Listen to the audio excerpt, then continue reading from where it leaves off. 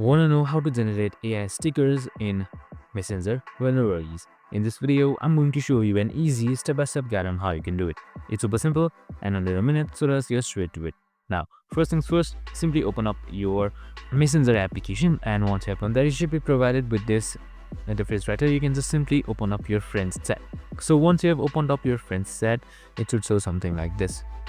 Now on the bottom right side, you should be seeing an smiley face icon, so just simply select it. This will open stickers. So here you should be seeing search and generate AI stickers on this search bar right here. So you can just simply switch to avatars and emojis as well, and this would sort you up, or this you give you an option as well. So you can just simply select it right here and then just simply type in anything that you want. And once that is done, your sticker should be generated just like this right here, and you can just simply send it to your friend.